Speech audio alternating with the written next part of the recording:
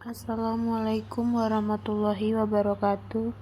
Perkenalkan, nama saya Desnatula Speki, NPM 5021061, kelas 4B PGSD. Dengan mata kuliah Telaah Kurikulum dan dengan dosen pengampu Bapak Tio Gusti Satria, Mister Pendidikan.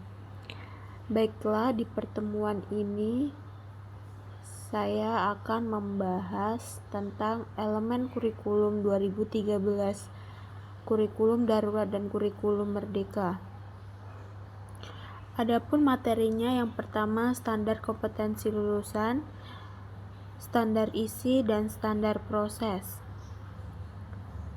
1. Kurikulum 2013 dengan standar kompetensi lulusan. Semua jenjang pendidikan mulai dari sekolah dasar sampai dengan SMA atau SMK menurut adanya peningkatan dan keseimbangan soft skill dan hard skill yang meliputi aspek kompetensi sikap atau afektif, keterampilan atau psikomotorik, dan pengetahuan atau kognitif. 2. Dengan standar isi. Kedudukan mata pelajaran kompetensi yang semula diturunkan dari mata pelajaran berubah menjadi mata pelajaran dikembangkan dari kompetensi. Untuk pendekatan yang dilakukan adalah jenjang SD, tematik terpadu. Dalam semua mata pelajaran jenjang SMP, kompetensi dikembangkan melalui mata pelajaran. Sedangkan jenjang SMA, kompetensi dikembangkan melalui mata pelajaran. Sedangkan jenjang SMK, kompetensi dikembangkan melalui kejurusan atau vokasional.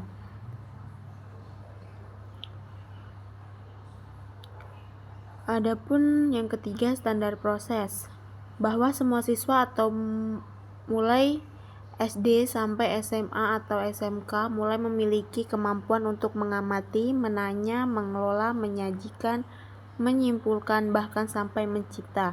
Belajar tidak hanya terjadi di dalam kelas, tapi juga boleh di luar kelas.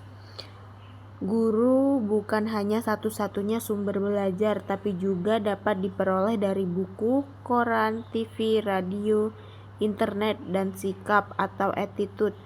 Tidak diajarkan secara verbal, tetapi siswa akan lebih banyak melihat dari apa yang dicontohkan oleh guru dengan memberikan suri tauladan yang baik.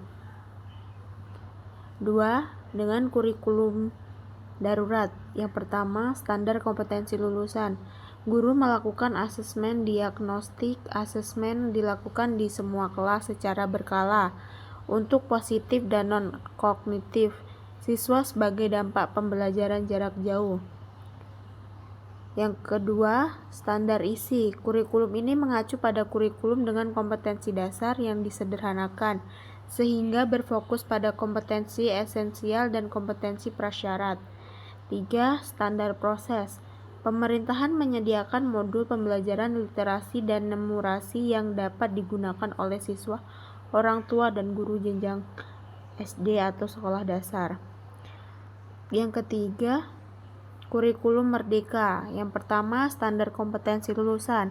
Mengembangkan profil pelajar Pancasila dengan konteks tersebut. Profil belajar Pancasila memiliki rumusan kompetensi yang melengkapi. Fokus di dalam pencapaian standar kompetensi di setiap satuan pendidikan dalam hal penanaman karakter yang sesuai dengan nilai-nilai Pancasila. Tema proyek penguatan profil pelajar Pancasila SD. Yang pertama, gaya hidup berkelanjutan. Yang kedua, kearifan lokal. Yang ketiga, Bhinneka Tunggal Ika. Yang keempat, bangunlah jiwa dan raganya. Yang kelima, rekayasa dan teknologi. Dan yang terakhir atau yang keenam, kewirausahaan.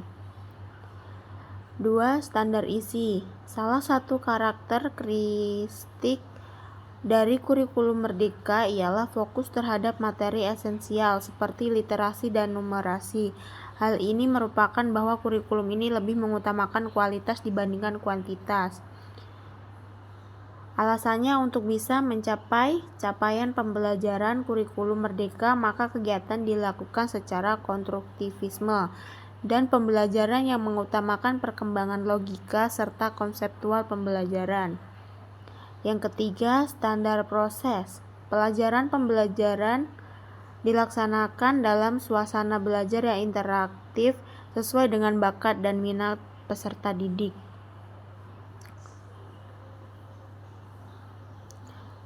Baiklah, itulah tadi penjelasan dari mata kuliah telaah kurikulum. Sekian dari saya akhiri. Wassalamualaikum warahmatullahi wabarakatuh.